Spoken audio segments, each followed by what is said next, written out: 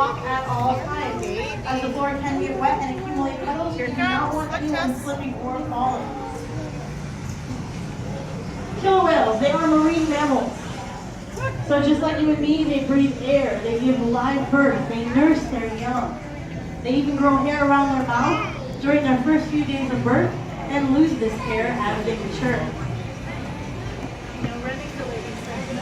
So a killer whale, is it a fish or a mammal? It's a mammal, yeah, that's right. Now, you're going to see a lot of different animals today here at SeaWorld San Diego. You're going to see some animals with fins and some animals with flippers. So what is the difference between fins and flippers? Does anyone want to take a guess? Daddy. How about structure? What they're made out of? Flippers, just like a human hand, have 5 bones inside them. Fins? No bone. No bone whatsoever. Flipper? Fin. Flipper? Fin. Killer whales have pectoral flippers. There is bone inside there. And those pectoral flippers help them to maneuver in the water. They are part of the dolphin family. They are the largest members. They also have the largest dorsal fin. Take a look at that coloration, that black against that white. That is what scientists refer to as counter shading. It's a very effective means of camouflage. It allows them to look like several smaller animals instead of one giant large whale. This disruptive coloration allows for an effective means of hunting. Now when it comes to the social structure of killer whales, it's a highly complex social structure. There are the boys and there are the girls. Who do you think is in charge? Males or females? Females. Females, that's right. Girl power all the way. The first social structure is called the matriline. There's either a mother, a grandmother, a daughter in charge of the entire pod. She keeps this pod together. Here at SeaWorld San Diego, we have 11 killer whales in our care. And 1 female that takes care of the entire pod. The next social structure in the pod is the family of killer whales. Then we have a clan and a community. And as we move up this social structure, the number of killer whales increases. Now how do we tell the boys from the girls? Well, right now is the perfect time to take a look. The slits underneath will tell you if that is a boy or girl. 1 slit is a male. 2 slits, 1 slit, actually it's 3 slits. 1 slit in the middle and 2 slits on the side is the female. So see if you can tell the boys from the girls. Now you're going to notice that some of their fins maybe cave a little inward or their tail flukes are a little curved inward. This is what is known as dorsal fin collapse. And this happens with killer whales out there in the ocean too. Remember how I said earlier that flippers have bone inside of them and fins don't have any bones? Yeah. Because there's no bone inside there, over time, that fin is going to collapse inward. Now how do we distinguish between one killer whale versus another? That white patch right behind the dorsal fin is known as a saddle. This saddle can differ in design and differ in shape. This is one way to tell one killer whale from another. Also by looking at the 2 tail flukes. Also by looking at the dorsal fin. And also by looking at the eye spot as well.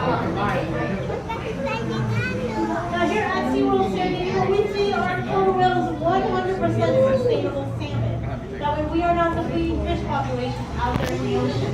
One of the things that you can do to help protect killer whales is just make sure you are purchasing sustainable seafood.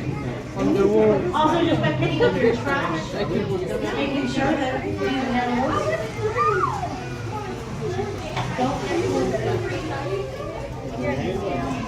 Now this is not just an area that you can look at. Feel free to put your ear up against the glass. See if you can hear them echolocate. They communicate the same ways that bats do. They will generate these high frequency noises that bounce off of objects, helping them locate their prey, helping them communicate with members of their prod. It's quite interesting to hear if they are echolocating. Now all these behaviors that you see our killer whales doing right now, this isn't something that we train them to do. We do not train our killer whales to do tricks here at SeaWorld. We train them to do their natural behaviors on command, so that we can do physicals, so that we can do their health checkups, monitor their heart rate, check their blood pressure, make sure that everything is working in the best health pattern possible. Now, killer whales are the most widely distributed mammals on the planet. They are found in every single ocean worldwide, temperate regions and polar regions. They are also apex predators. They are very opportunistic feeders. They will eat sharks. They even have other types of whales on their menu. They will eat blue whales. They will eat birds right out of the sky. So they have a lot of different food to choose from. Now, the fact that they are the most widely distributed mammal on the planet makes them very difficult to study out there in the open ocean. The fact that we have them here at SeaWorld San Diego allows us a unique opportunity to study them. Thanks to recent research, we are now discovering that killer whale communication is not something that they are born with. It is something that they learn. Just like your parents teach you English or American Sign Language. Their parents teach them how to echolocate. And what's even more fascinating is just like there are different dialects in the English language or different dialects in American Sign Language, killer whale communication has different dialects as well. And they will use these different dialects when they are encountering different pods out there in the ocean. So I've just gone over some physical characteristics. I've gone over what they eat. A couple of the behaviors that you see, and how to distinguish between them. Our killer whale show is coming up at 5 o'clock today, so be sure that you are checking the back of your map for those upcoming showtimes, animal attractions, and animal encounters. If you have any questions about our killer whales, my name is Jen. I am here on behalf of SeaWorld's Education and Conservation Department. I will be more than happy to answer any questions that you may have. Your visit today supports a healthy planet and a cleaner world. Thank you so much for supporting conservation. And on a last note, take a look at the two boxes that you see at the end of the pool. The two boxes against the glass are known as behavioral enrichment devices. These are recent new additions, and they are cameras that are motion sensitive. So every time the killer whale swims past, the cameras turn on, and this is something that the killer whales can play with. It's quite fascinating. So if you have any questions, feel free to come on over and ask. Thank you so much for your support.